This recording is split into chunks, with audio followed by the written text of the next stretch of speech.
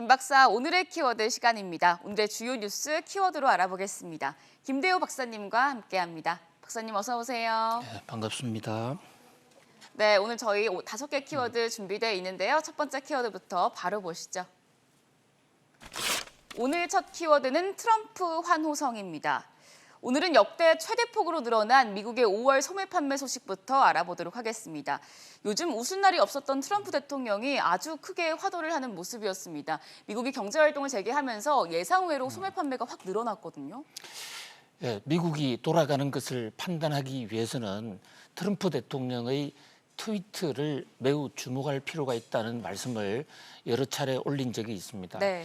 자, 어저께 우리나라에서는 북한이 개성에 있는 남북 연락 사무소를 폭발을 했고, 사실 그 이면에는 미국과 북한 간의 이 핵 문제를 둘러싼 지지부진한 협상 과정, 또 미국에 대한 이 북한의 지난번 베트남 정상회담에서의 서운함, 이런 것이 개성의 연락사무소 폭파로 이어졌기 때문에 이 대목은 미국도 연관이 있고 트럼프 대통령이 과연 어떻게 생각할지 매우 주목이 됐습니다. 네, 그래서 트럼프 대통령이 별다른 입장을 보이지 않으면서도 굉장히 5월 소매 판매에 집중하면서 트위터를 올렸거든요.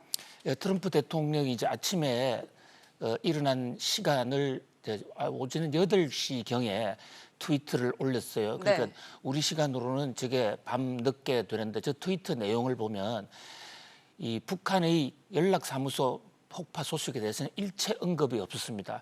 그러면서 오히려 미국 내에 집중을 하면서 북한을 무시하는 듯한, 의도적으로 그 북한에 대해서 관심을 두지 않는 그런 모습이었는데요. 네. 트럼프 대통령의 트위터는 미국의 소매 판매에 집중됐습니다. 소매 판매가 17.7% 늘어났다는 것입니다. 이것이 저 빨간 그 색깔로도 좀 나오겠지만 뉴욕 증시와 고용 시장이 엄청난 하루를 보낼 것 같아.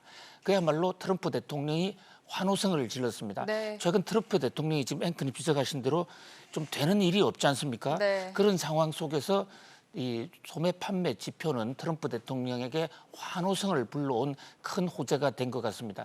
저희 그 소매 판매 지표, 또 트럼프 대통령의 환호성 트위트가 나온 이후에 다우 지수 2.04%, 나스닥 지수 1.75%, 평균 지수라고 볼 수 있는 S&P 500 1.90% 엄청나게 올랐거든요.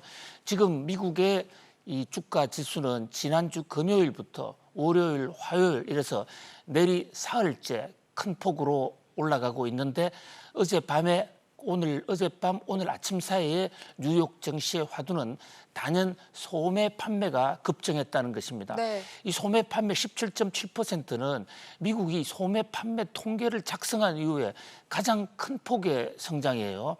소매 판매는 지난 3월부터 이른바 이 코로나 팬데믹이 오면서부터 하락하기 시작해서 4월 달에는 두 자릿수의 큰 폭의 마이너스를 기록했거든요. 네.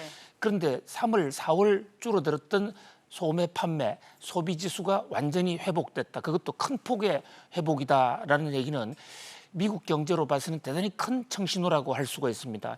미국은 우리나라하고 달리 수출의 비중이 매우 적고 소매 판매 비중이 굉장히 높은 나라입니다.